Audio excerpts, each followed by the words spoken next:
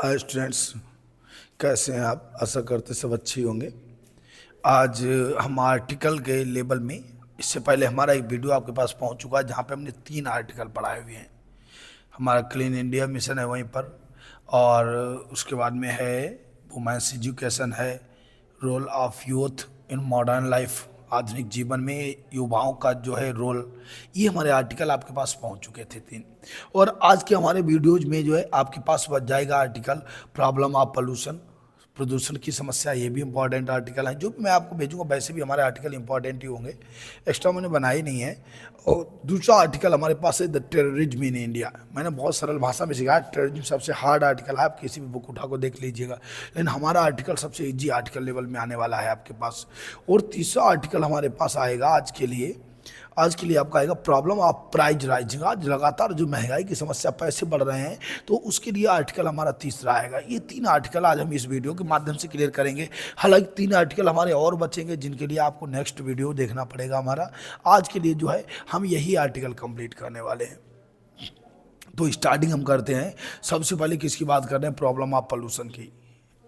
Pollution क्या है? प्रदूषण की समस्या। हालांकि प्रदूषण की समस्या हिंदी में तो आप लोग खूब लिख लेते हैं, आता भी बहुत सारा है, लेकिन आज हम लोग इंग्लिश में इसको कितने सरल तरीके से देखो रेडी करते हैं। बहुत सरल सी स्टार्टिंग करेंगे इसकी। देखो क्या होता है, इंट्रोडक्शन सबसे पहले लिखा जाता है। इंट्रोडक्शन में भूमिका लिखा जाता है। भूमिका में कुछ इसके बारे में कि पोल्यूशन का अर्थ होता है डर्टिंग ऑफ एनवायरनमेंट, पर्यावरण का गंदा होना। पोल्यूशन का अर्थ क्या होता है? पर्यावरण का गंदा होना। क्या लिखेंगे आप? The meaning of pollution is dirtying of environment, पर्यावरण का गंदा होना। एक खास पॉइंट हो गया, याद भी हो गया होगा, ठीक है। दूसरी बात, the fresh air and pure water have been polluted now. आज के समय में क्या हो रहा है? फ्रेश एयर, ताजगी वाली हवा, एंड प्योर वाटर सब पोल्यूटेड हो चुके हैं। We have to face pollution in every step of life. हमें जीवन के हर स्टेप पर, हर चरण पर जो है पोल्यूशन का सामना करना पड़ रहा है। This is all because of negligence and carelessness. और ये सभी किसके? अनदेखापन। नेग्लिजेंस माने होता है अनदेखा। ये सब अनदेखापन और लापरवाही का नतीजा है। This is all because of negligence and क्या होगा? केयरलेसनेस। लापरवाही का नतीजा कैसे लिखेंगे? पोल्यूशन का अर्थ होता है पर्यावरण का गंदा होना, dirting of environment. Today fresh air and pure water have been polluted, become polluted या पोल्यूटेड हो चुके हैं, ठीक है। Now we have to face pollution in every step of life. This is all because negligence and carelessness. तो ये तो हमारा इंट्रोडक्शन हो गया। अब हमें पेज कम से कम 2.5 भरना पड़ता है। हालांकि 80 वर्ड्स बोल दिया जाता है, लेकिन 80 वर्ड्स पे आपको अच्छे नंबर नहीं मिलेंगे। आपको कम से कम 2.5 पेज भरना पड़ेगा। तो उसके लिए अब आप इसकी हेडिंग का जब आप बदल लेते हैं, आर्टिकल में ऐसा नहीं होता कि आप हेडिंग नहीं डाल सकते आप हेडिंग, ठीक है। बहुत सारे आप आर्टिकल उठाएगा, वहां पे आपको हेडिंग्स भी मिलेंगे। तो क्या होता है, फिर हम डालेंगे टाइप्स ऑफ पोल्यूशन। पोल्यूशन के प्रकार तो वो तो बहुत सारे टाइप्स हैं, सच एज एयर पोल्यूशन। तो अब हम एयर पोल्यूशन के बारे में लिखेंगे कि अनेक चिमनी हैं, फैक्ट्रियां हैं, जो गाड़ियां हैं, से निकलने वाला धुआं, ये सब क्या कर रहा है? एयर पोल्यूशन कर रहा है। Today the increasing number of vehicles producing air pollution. सबसे बड़ी बात है इंक्रीजिंग नंबर ऑफ व्हीकल्स। आज वाहनों की बढ़ती हुई संख्या क्या कर रही है? एयर पोल्यूशन उत्पन्न कर रही है। The poisonous smoking risen from factories, और जहरीला धुआं। पॉइजीनियस धुआं, पॉइजीनियस माने जहरीला, और धुआं, जो जहरीला धुआं है राइजन फ्रॉम फैक्ट्री, जो फैक्ट्रियों से निकलने वाला है, is polluting the air very much, जो वायु को बहुत ही अधिक प्रदूषित कर रहा है। तो आप 2 बातें लिख सकते हैं, increasing number of vehicles is polluting the air very much, and at the same time या at the same way the poisonous smoking या dangerous smoking rising from the factories and mills have been polluted the air very much, ठीक है। Air को बहुत अधिक प्रदूषित कर चुका। तो ये हमारा हो गया एयर पोल्यूशन। ज़्यादा नहीं लिखना है, अगर आप चाहोगे इस पर लिख तो आप 200 बातें सकते हैं, लेकिन कोई फायदा नहीं निकलेगा आपको। ये 80 वर्ड्स का मतलब होता है 2 से 2.5 पेज बना, इतने में भर जाएगा। अभी मैंने बहुत सरल बना रखा है। नॉइज पोल्यूशन क्या होता है? तो नॉइज पोल्यूशन में इंक्रीजिंग नंबर ऑफ व्हीकल्स, यहाँ भी वही बात हो गई भाई। इंक्रीजिंग नंबर ऑफ व्हीकल्स क्या होगा? Producing the noise pollution very much, सही बात है। Noise pollution is damaging our capacity of hearing, आज नॉइज पोल्यूशन की वजह से हमारे सुनने की क्षमता जो है धीरे धीरे डैमेज हो रही है। Noise pollution is damaging of the capacity of our hearing, the noise pollution affected badly on our ears, यह हमारे कानों पर बुरा प्रभाव डाल रहा है। The noise pollution is measured by decibel, और इसको किसके द्वारा मापा जाता है? डेसिबल के द्वारा मापा जाता है। तो क्या लिखेंगे आप? Noise pollution, increasing number of vehicles are producing the noise pollution very much. पहली बात तो वाहनों का जो है इंक्रीजिंग नंबर होना जो है नॉइज पोल्यूशन को बहुत अधिक हानिकारक पहुंचा रहा है। दूसरी बात, नॉइज पोल्यूशन हमारे सुनने की शक्ति को कम कर रहा है, कैपेसिटी को डैमेज कर रहा है। तीसरी बात, यह हमारे कानों को बुरी तरह से प्रभावित कर रहा है, और इसकी ध्वनि किस में मापी जाती है? डेसिबल में मापी जाती है। अच्छा, डेसिबल के मतलब क्या होता है? इसमें कुछ लेवल होता है, आंकड़े होते हैं। अब ऐसे सांस ले रहे हैं तो सांस को मतलब 10 डेसिबल होता है। विस्परिंग, इधर आओ, ऐसा करो, वो करो, ये सब क्या होता है? विस्परिंग गाना होता है 15 डेसिबल तक होता है। और टाइप राइटर चलता है, टिक टिक टिक टिक की बात में टाइप राइटर चलता है, तो टाइप राइटर चलता है उसको 50 डेसिबल तक उसकी वॉइस ध्वनि प्रदूषण होता है, ध्वनि होती है। और बार्किंग, कुत्ते का भौंकना 70 डेसिबल, कार बाइक का चलना 90 डेसिबल, ट्रेन 110 डीबी, फैक्ट्री 110 पे चलती, जेट 120 पे चलता, और थंडर, बादलों की कड़ा एकदम गड़ाक से होता है 120 डेसिबल तक होता है। तो आप लोग आम बातचाल जो बोलचाल होती है, आम बोलचाल, वो भी 50 से 70 डेसिबल के बीच में होती है। हम लोग आराम से बात करते हैं 50 से 70 डेसिबल के बीच में बात करते हैं। तो आप लिखेंगे कैसे? सांस लेना 10 डेसिबल, विस्परिंग करना फुसफुसाहट, इसका मतलब होता है फुसफुसाहट। क्या लिखेंगे आप? फुसफुसाहट। फुसफुसाहट होती है 15 decibel, type writer 50, barking 70, car bike 90, train 110, factory 110, jet 120, thunder, बादलों की गड़गड़ाहट 120 होती है। ठीक है। दूसरी बात क्या होती है? वाटर पोल्यूशन, ये हमारा air pollution. Noise pollution, noise pollution लिखोगे, noise pollution increasing number of vehicles increasing the noise pollution very much. ठीक है, producing the noise pollution very much. ठीक है। इट इज क्या लिखेंगे? इट हार्म्स या it is damaging our capacity of hearing, the noise pollution affected badly on our ears, हमारे कानों पर बुरा प्रभाव। इसकी नापने की इकाई क्या होती है? मेजर क्या होता है? डीवी होता है, डेसिबल होता है। दूसरी बात क्या होती है? Water pollution. अब वाटर पोल्यूशन की जब हम बात करेंगे तो वाटर पोल्यूशन सबसे बड़ी बात है जो कारखानों से निकलने वाला गंदा पानी, बाहित मल या सीवेज। सीवेज माने क्या होता है? बाहित मल होता है। सीवेज को बोलते हैं हिंदी में बाहित मल बोलते हैं। गाँव में लैटरिन वगैरह बने हुए हैं, नालियाँ हैं, इनसे गंदा पानी जा रहा है, वो सीवेज कहलाता है। ठीक है। तो क्या लिखेंगे? The sewage Ryzen from factories and drains, जो नालों में गंदा पानी आ रहा है या फैक्ट्री से निकलने वाला कचरा, polluted the water very much, पानी को बहुत अधिक प्रदूषित कर रहा है। It harms the water living animals and many other living organism, जो पानी के अंदर रहने वाले जीव जंतु उनको भी हानि पहुंचा रहा है, और अन्य भी ऑर्गेनिज्म को, जैसे गाय भैंस बकरी, ये भी तो वही पानी पीते हैं नाले वाला, तो उसको भी हानि पहुंचाता है। The increasing number of pollution is also affecting bad, और लगातार जो है पोल्यूशन की वृद्धि जो हो रही है वो बहुत ही अधिक पानी प्रदूषण, वाटर प्रदूषण को बहुत ही प्रभावित कर रही है।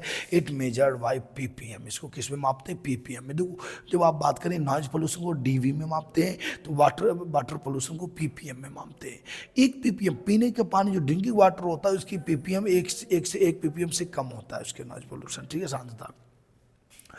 ड्रेन, गंदे नाले, डर्टी वाटर 200 250 से 400 पीपीएम तक होता है। नालियों का पानी 250 से 400 पीपीएम तक होता है।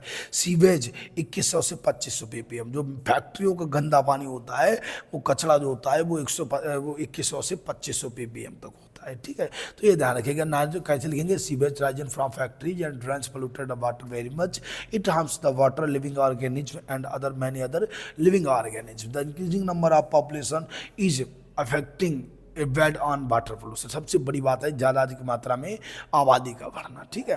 अगला है हमारे पास तीसरा नंबर आएगा हमारा, चौथा नंबर सॉइल पोल्यूशन आएगा, मृदा प्रदूषण। मृदा प्रदूषण किस लिए हो रहा है? रेडियोधर्मी भी इसलिए घातक होता है। तो the increasing number of pesticide, जो हम लोग जो वो नहीं कीटनाशक दवाइयाँ डालते हैं, पेस्टिसाइड माने होता है कीटनाशक। कीटनाशक और जर्मीसाइड कीटाणुनाशक होता है। तो देखो increasing number of pesticide is growing soil pollution, जो मृदा प्रदूषण बना रहा है pesticide, many chemicals which are used in crop farming, जो खेत उगाने में बहुत सारे केमिकल उपयोग किए जाते हैं, प्रोड्यूसिंग सॉयल वाटर पोल्यूशन, ये सब क्या कर रहे हैं, वाटर सॉयल पोल्यूशन उत्पन्न कर रहे हैं। Many chemicals which are used in crops farming are producing the soil pollution very much, soil pollution को यही दोनों उत्पन्न कर रहे हैं, पेस्टिसाइड और मैनी केमिकल्स। हार्म्स क्या है, हार्म्स ऑफ पोल्यूशन, सबसे पहली बात इसमें क्या क्या हानियां होती हैं। Cutting of trees disturb CO2 balance, पेड़ों के काटे जाने से हार्म्स ऑफ पोल्यूशन, क्यों पोल्यूशन बढ़ रहा है, तो पेड़ों के काटे जाने से CO2 बैलेंस और रेन जो है प्रदूषित हो रही है, डिस्टर्ब हो रही है। इट इंक्रीजेज मैनी डिजीज, इसकी वजह से ये पोल्यूशन जो होता है बहुत सारी बीमारियां उत्पन्न करता है। इट काज ईयर प्रॉब्लम उत्पन्न करेगा। Poisonous gases, it causes poisonous, जिसमें पॉइजनियस गैसेज होती हैं, एयर पोल्यूशन होता है। और कटिंग ऑफ ट्रीज क्या करता है, डिस्टर्ब CO2 बैलेंस और रैन, इट इंक्रीजेज मैनी डिजीज, बहुत सारी से बीमारियां उत्पन्न होती हैं। ये सब इसकी हानियाँ होती हैं, पोल्यूशन की हानियाँ होती हैं, मैनी डिजीज होती हैं, ठीक है। कंक्लूजन में क्या होता है, इसके बारे में हमें क्या करना चाहिए, तो the pollution is very serious problem, it is great danger for the world, संसार के लिए बहुत बड़ी समस्या है। It is a great danger for the world, संसार के लिए बहुत बड़ी समस्या है। Government is taking efforts top control it, to control it, government जो है उसको बहुत सारे प्रयास कर रही है उसको कंट्रोल करने के लिए। We should also try for it, और हमें भी इसके लिए प्रयास करना चाहिए। ये हमारा होता है, किसकी बात कर रहे हैं हम, पोल्यूशन, ये पोल्यूशन है। पोल्यूशन में जब भी आप लिखना चाहेंगे तो स्टार्टिंग तो आप नॉर्मल बातों से कर देना, उसके बाद में इसके 3-4 पॉइंट जरूर लिखिएगा। There are many types of pollution, ठीक है, air pollution, water pollution, noise pollution and soil pollution. Soil pollution pesticide और किसके द्वारा, केमिकल से होता है। एयर पोल्यूशन किससे हो, वाटर पोल्यूशन सीवेज से होता है, गंदा पानी निकलता है, और उसके बाद में ड्रेन से होता है, ठीक है। दूसरी बात क्या होती है, हमारे पास जो नॉइज पोल्यूशन है बहुत सारे इंक्रीजिंग नंबर ऑफ व्हीकल्स से होता है, ठीक है, उसको नाम मापने की क्या DB होती है, ठीक है। वाटर पोल्यूशन की कौन होती, PPM होती है। अब हम पढ़ेंगे इसके बाद में दूसरा हमारा आर्टिकल है the terrorism in India, Bharat में आतंकवाद। हालांकि आतंकवाद से पूरा देश गुजर रहा है, पूरा संसार गुजर रहा है, लेकिन कहीं ना कहीं हमारे भारत में भी इसका प्रभाव देखा जा रहा है। आतंकवाद की वजह से ही हमें बहुत ज़्यादा अधिक मात्रा में आर्मी फोर्स लगानी पड़ती है, जिससे खर्चा भी ज़्यादा होता है, लेकिन क्या कर सकते हैं, हम करना पड़ेगा, ठीक है। अगर आपको जिंदा आसानी से रहना है, सुकून से जीना है, तो ऐसा करना पड़ेगा। तो इंट्रोडक्शन में लिखेंगे, there are many serious problems before free India, हालांकि स्वतंत्र भारत के सामने बहुत सारी गंभीर समस्याएं हैं। The problem of terrorism is one of them, उनमें से कैसे लिखेंगे, there are many serious problems before India after freedom, but terrorism is one of them, main problem of one of them, उनमें से एक है।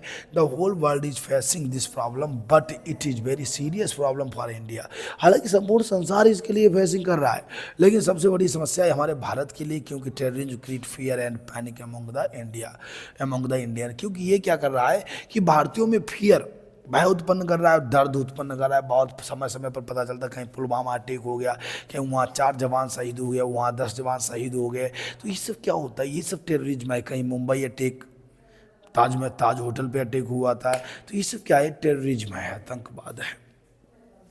व्हाट इज टेररिज्म, हालांकि terrorism होता क्या है, व्हाट इज टेररिज्म का मतलब क्या हुआ, टेररिज्म क्या होता है, तो मैं बताना चाहता हूँ टेररिज्म किसे कहते हैं। सबसे पहले इसके बारे में देखते हैं। Terrorism is the use of fear and violence killing the innocent people, निर्दोष लोगों को मारना, use of fear and violence, अर्थात भय और हिंसा का उपयोग करके निर्दोष लोगों को मारना ही टेररिज्म कहलाता है। By these activities they create the atmosphere of fear in the public, और इन सब क्रियाकलापों के द्वारा, by these activities, इन सभी क्रियाकलापों के द्वारा they create, वो उत्पन्न करते हैं fear among the peoples, public, जनता में। by creating terrorism, आतंकवाद उत्पन्न करने के कारण करके the politician plays the game of sympathy with public, कई पॉलिटिशियन भी उस टेररिज्म में मदद करते हैं और फिर वो क्या करते हैं, जनता के बीच जाएंगे, कोई बात नहीं कोई बात नहीं, हम ये करेंगे वो करेंगे, और धीरे धीरे क्या करते हैं, जनता को अपने बस में कर लेते हैं। तो पॉलिटिशियन भी इस टेररिज्म की मदद ले रहे हैं। ठीक है, ये टेररिज्म का अर्थ हो गया। क्या लिखेंगे, टेररिज्म का अर्थ होता है फियर और वायलेंस को क्रिएट करके निर्दोष लोगों को मारना, इनोसेंट पीपल को किलिंग करना। इन सभी के द्वारा वो जनता में भय उत्पन्न कर देते हैं, टेररिज्म उत्पन्न कर बहुत सारे many politicians plays an important roles for the election. चुनाव के लिए बहुत सारे गेम खेलते हैं। ठीक है, फिर टेररिज्म इन इंडिया, भारत में टेररिज्म की क्या क्या घटनाएं थी तो देख लेते हैं थोड़ा। After freedom of India the terrorism has become a major problem for India. भारत के लिए आज़ादी के बाद टेररिज्म एक महामुख्य समस्या बन गया है। दूसरी बात, the effect of terrorism can be seen in Punjab और कश्मीर वेरी मच। पंजाब और कश्मीर ये दोनों पाकिस्तान से सटे हुए हैं और यहाँ पर टेररिज्म बहुत अधिक मात्रा में देखा जा सकता है। दूसरी बात क्या है मेरे पास, Pakistan is the centre of terrorism, ये तो केंद्र है क्योंकि पाकिस्तान से ही आतंकवादी उत्पन्न कर रहे हैं। It has been supplying the terrorist with money and weapons, वही क्या करता है, धन और वीपन्स हथियारों के साथ टेररिस्ट की सप्लाई करता रहता है। तो Pakistan is the centre of terrorism. और क्या लिखेंगे, effect of terrorism can be seen Punjab and Kashmir. ठीक है, दूसरी बात, पाकिस्तान चाहता क्या है, क्यों ऐसा कर रहा है, वो जम्मू कश्मीर को हथियाना चाहता है। Pakistan want to create fear in Indian, it is very difficult to seal the border. क्यों, समस्या ये है कि बॉर्डर को पूरी तरह सील करना बहुत ही कठिन है, नहीं सील किया जा सकता है क्योंकि वहाँ से यातायात भी चलता है। The Punjab has got free from terrorism, हालांकि आज पंजाब तो स्वतंत्र हो गया है परंतु Jammu Kashmir it is major problem for Kashmir, लेकिन कश्मीर के लिए आज भी यह एक बड़ी समस्या बना हुआ है। तो आप इसमें क्या लिखेंगे, टेररिज्म के बारे में, भारत के बारे में बात करेंगे आप तो बताएंगे भारत के लिए बहुत बड़ी समस्या है। दूसरी बात, टेररिज्म जो है पंजाब में भी देखा जा सकता है, कश्मीर भी इसका सामना करना पड़ रहा है और पंजाब तो इसका सेंटर, वो पाकिस्तान इसका सेंटर है क्योंकि वो लगातार सप्लाई करता है टेररिस्ट को विद मनी एंड वीपन्स के साथ में। वीपन्स माने हथियार होता है, हथियार। ठीक है, दूसरी बात, पाकिस्तान क्या चाहता है, Pakistan wants to create fear in Indian, it is very difficult. समस्या यह है कि बॉर्डर को सील नहीं किया जा सकता है और पंजाब तो स्वतंत्र हो चुका है परंतु कश्मीर के लिए अभी भी यह समस्या बना हुआ है। सम अटैक्स, टेररिस्ट अटैक कौन कौन से अटैक हुए थे, कैसे, the attack on parliament house पर अटैक किया गया था, हालांकि वो केवल धुआं बम था। जो पार्लियामेंट संसद भवन पर अटैक किया गया था वो केवल एक धुआं बम था। उसमें क्या हुआ कि अचानक पूरी पार्लियामेंट उस वक्त था कोई नहीं, छुट्टी थी, पार्लियामेंट में कोई सभा नहीं चल रही थी और अचानक जो है एक अटैक हुआ, धुआं बम फटा। क्या हुआ, पार्लियामेंट अटैक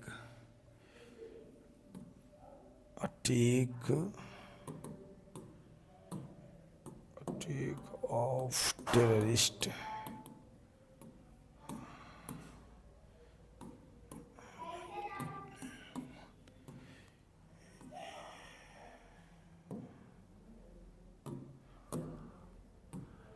देखो, टेररिस्ट अटैक पार्लियामेंट पे हुआ था तो उस वक्त क्या हुआ था, केवल सब धुआं था, अचानक जो है एक अटैक हो जाता है इस तरीके से। ये पार्लियामेंट हाउस है, हमारे इंडिया का पार्लियामेंट हाउस है और यहाँ पर क्या हुआ था, 2001 की इंडियन पार्लियामेंट अटैक पर 2001 की घटना थी। रिमेंबरिंग कब की थी ये घटना, 2001 की थी और इसमें जो है अचानक एक बम ब्लास्ट होता है, धुआं हो जाता है पूरा चारों तरफ, लेकिन फिलहाल में शायद इसमें कुछ जाने नहीं जाती है। पार्लियामेंट अटैक था, हालांकि यहाँ पे जो है लोग पकड़े भी गए थे जिनको जो है सजा भी दी गई थी, लेकिन ये सब क्या होता है कि इसकी वजह से एक भय उत्पन्न हो जाता है कि पता नहीं कहाँ पर क्या हो जाए। तो ऐसी अवस्था में लोग डरने लगते हैं कि घर से बाहर निकलो, कहीं बम ब्लास्ट हो जाए, अटैक हो जाए, तो लोगों को डर बन जाता है।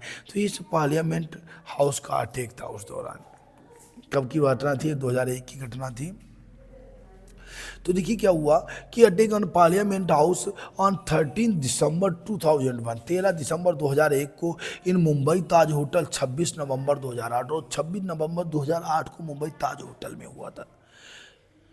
क्या डायरेक्ट ले लेना आप, 2001 में पार्लियामेंट हाउस में अटैक हुआ और 26 नवंबर 2008 को जो था कहाँ हुआ था, ताज होटल में मुंबई में। A big terrorist accident in the country. क्या हुआ, ताज होटल में अचानक 2-3-4 आतंकवादी आए और सीधे गोलियों से लोगों को भून डाला, बहुत सारे लोगों की हत्या कर दी, निर्मम बच्चे उसमें मारे गए। तो ये सब क्या, यही एक टेररिस्ट अटैक होता है। फिर क्या हुआ कि ऑन 14 फरवरी, अभी 2019 14 फरवरी को पुलवामा अटैक में हम लोग जो है यहाँ वैलेंटाइन डे मना रहे थे। 14 फरवरी को। और तब तक वहाँ क्या हुआ, एक बम ब्लास्ट कर दिया। क्या हुआ, बहुत सारा RDX ला करके, 1 कुंटल बात की जा रही है, 200 किलो अलाव में बात की जा रही है, 2 कुंटल तक RDX जो था एक गाड़ी में भर करके, छोटी सी वैन में। ये क्या किया उन्होंने, डायरेक्ट जो हमारी गाड़ी आर्मी की जा रही थी उसके बीच में दगा दी और ब्लास्ट हुआ। ब्लास्ट में जो था हमारे आर्मी मैन भी मर गए, कहीं 44 से 45 जवान हमारे शहीद हो गए पुलवामा अटैक में। जो शायद कुछ तो छुट्टी भरी जाने वाले थे और कुछ, ये बहुत ही घातक घटना हुई थी, इतनी भयंकर घटना हुई थी कि गाड़ी के परखच्चे उड़ गए थे। ये थी पुलवामा अटैक की घटना, जिसमें हमारे ये वीर शहीद हुए थे, जिनको हम लोग तहे दिल से नमन करते हैं। ये पुलवामा अटैक की घटना थी। हालांकि हर बच्चा इसके बारे में जानता है। ये हमारे वीर शहीद थे जो इसमें जो है शहीद हुए थे, मेजर थे। कुछ तो लोग बहुत ही कम उम्र के थे, कुछ लोग जो है बहुत ही कम उम्र के थे। ये सारे जवान हमारे शहीद हो गए थे, जो कहीं ना कहीं जा रहे थे आगे। और जो है अचानक ब्लास्ट होता है, एक गाड़ी आती है और पूरी हमारी गाड़ी के परखच्चे उड़ा देती है, ताकि इन लोगों को जो है अपनी जान गंवानी पड़ती है। हाँ, ये लोग जब नहीं, चिंता इस बात की नहीं होती कि बॉर्डर पे मारे जाते, क्योंकि हमारा फौजी हमेशा चाहता है कि हमारी मृत्यु बॉर्डर पे हो। लेकिन समस्या तो ये थी, लोगों ने छल किया इनके साथ, पता ही नहीं लगा। कभी सामने से आकर के अगर अटैक करते तो माना जाता है। ये थी गाड़ी, उस वक्त बिल्कुल परखच्चे उड़ गए थे वहाँ से।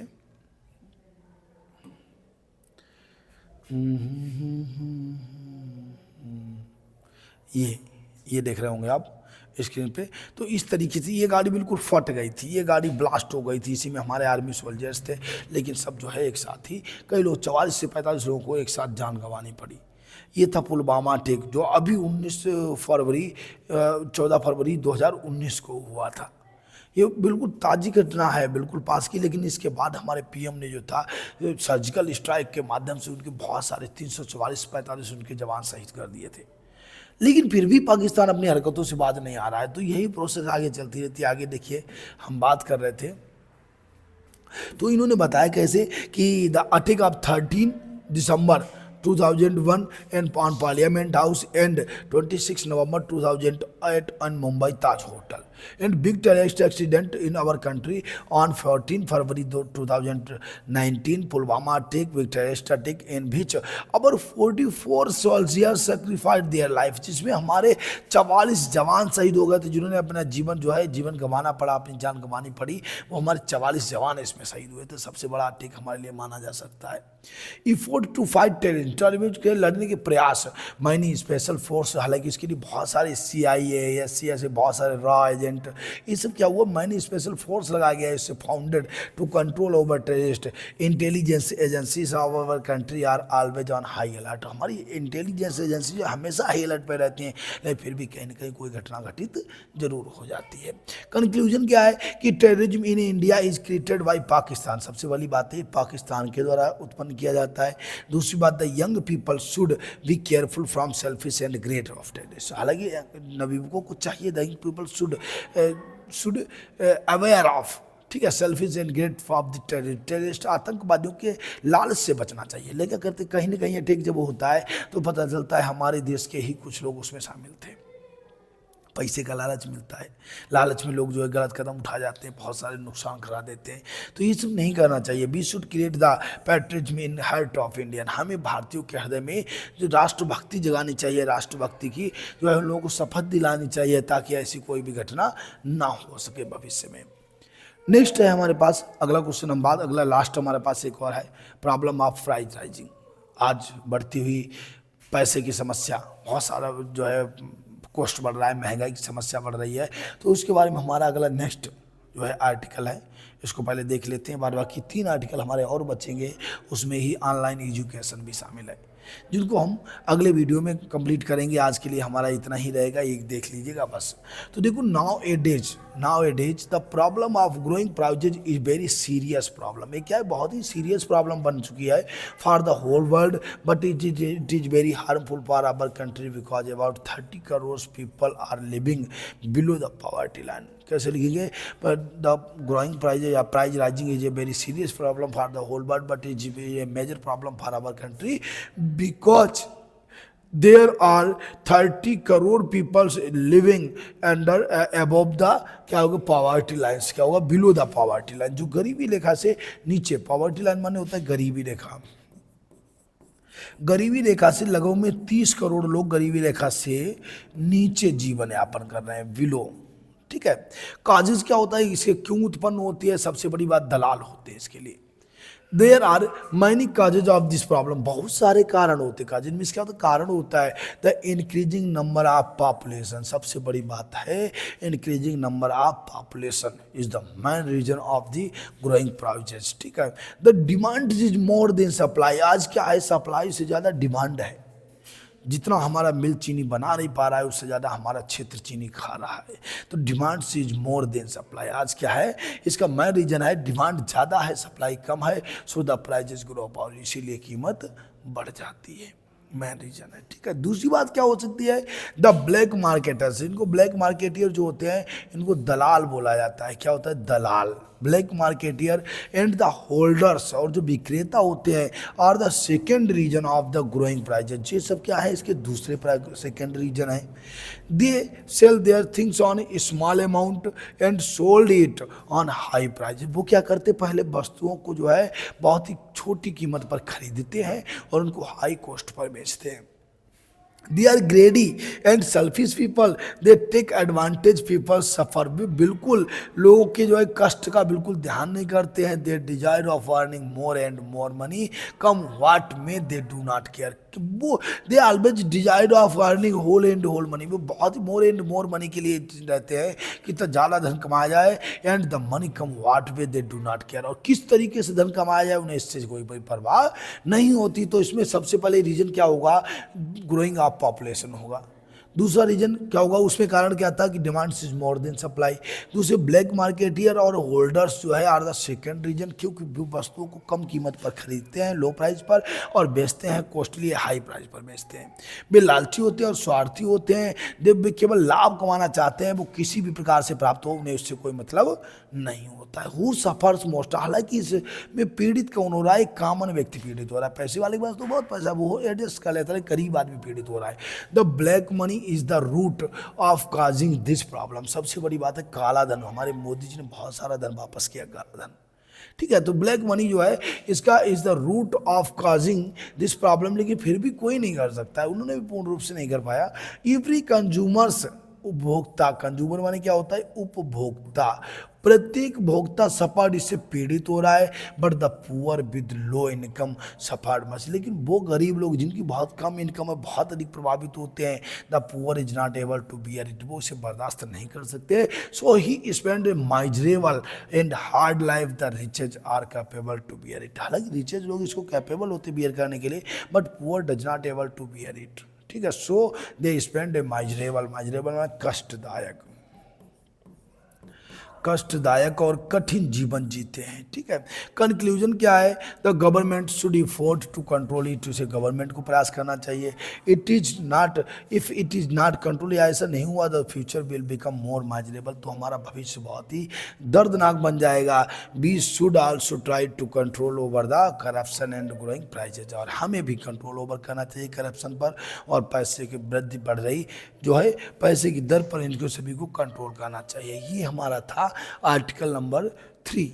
हालांकि वैसे बोलेंगे तो आर्टिकल नंबर 6 बोला जाएगा, क्योंकि 3 हम इससे पहले वाले वीडियो बना चुके। अगर आपने नहीं पढ़े पढ़ लीजिएगा, क्योंकि इन्हीं में से आएगा, इसके अलावा कुछ नहीं आएगा। और आज के लिए जो है जय हिंद।